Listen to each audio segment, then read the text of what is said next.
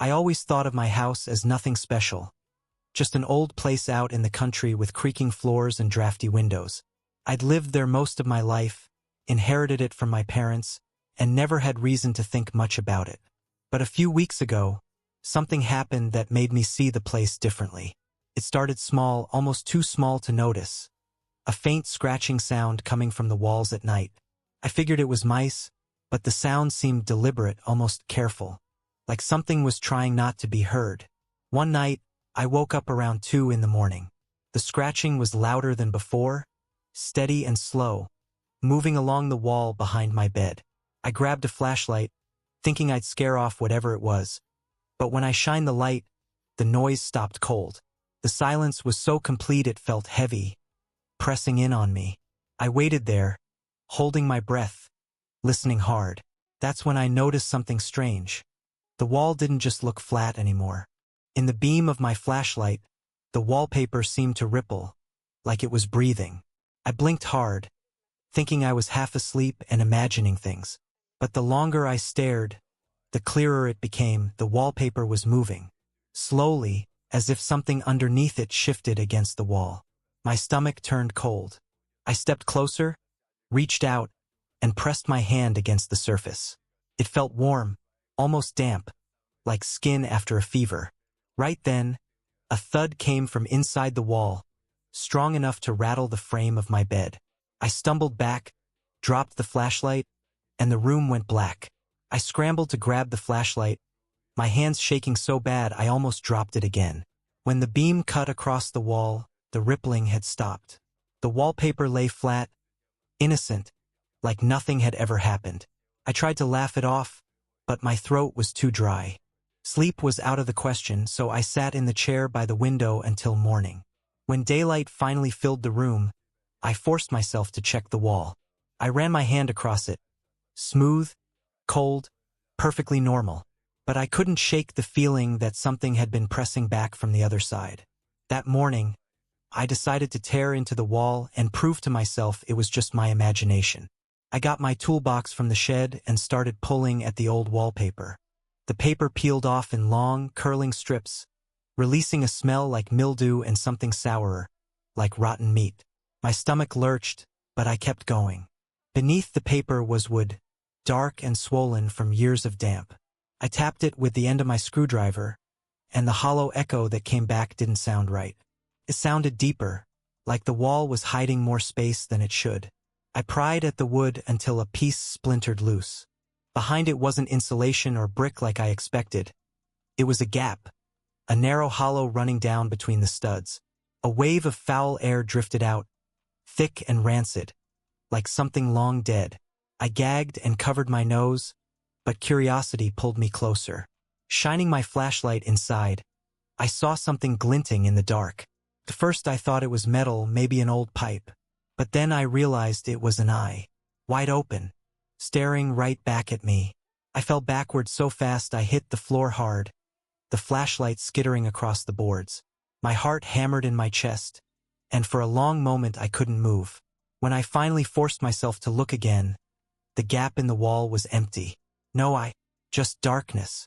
I told myself I must have imagined it. Maybe a trick of the light reflecting off something hidden inside. But deep down I knew better. I nailed a board over the hole and tried to forget what I'd seen. That night, though, the scratching came back. Louder, closer, and this time it sounded like fingernails. I lay awake in bed, listening to those nails scrape across the walls. They didn't move like mice or rats. They dragged slowly, deliberately, pausing every so often as if whatever was inside was waiting for me to react. My skin crawled. I tried turning on the TV to drown it out, but the static on the screen only made things worse. The sound hissed and warped, almost forming words. Then, all at once, the scratching stopped. The silence was so sudden it made my ears ring. That's when I heard a soft knock, 3 taps, from inside the wall, right beside my head. I froze, staring at the wall just inches from my face. The knocks came again, louder this time, rattling the frame of the bed. I couldn't bring myself to move, couldn't even breathe right. Finally, I whispered, "Who's there?" The moment the words left my mouth, something answered. Not with words, but with a low, drawn-out moan that seemed to crawl through the wood and into my bones.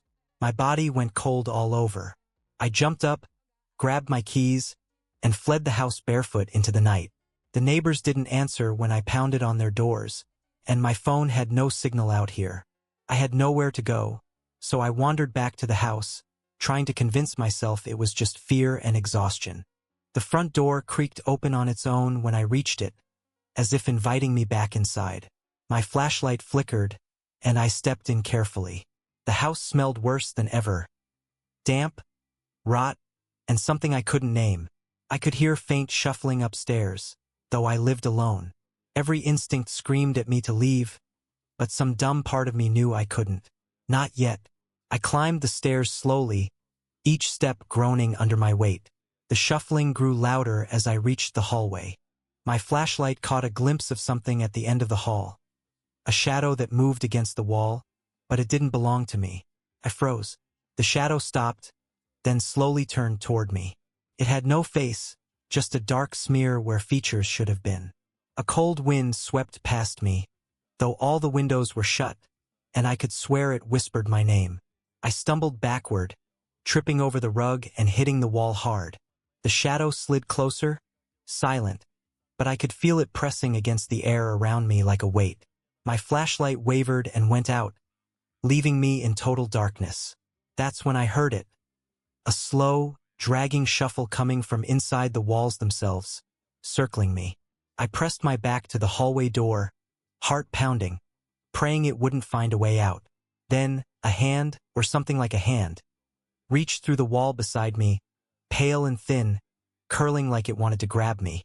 I screamed and bolted down the stairs, tearing past the kitchen, my bare feet slamming against the cold floor. The dragging sound followed me, echoing off the walls, relentless and angry. I didn't look back, but I could feel it, something brushing against my shoulders, nipping at my heels. When I reached the front door, it wouldn't budge.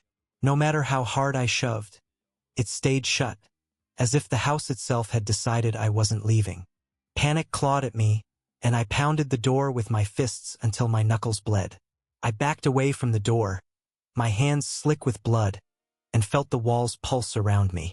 The scratching, the knocking, the dragging. It all came at once, louder than I ever imagined. My flashlight flickered back on, and I saw them.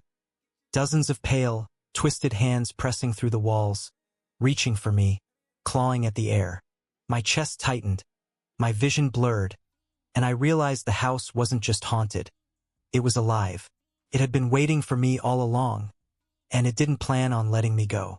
I don't remember running out of the house. One moment I was pressed against the walls, the hands clawing at me, and the next I was outside, gasping in the cold night air. When I turned back, the house looked normal, just an old, quiet home like it always had. But I know better. Every creak in the floor, every draft through the windows, reminds me it's still alive, still watching. I never stay inside after dark anymore.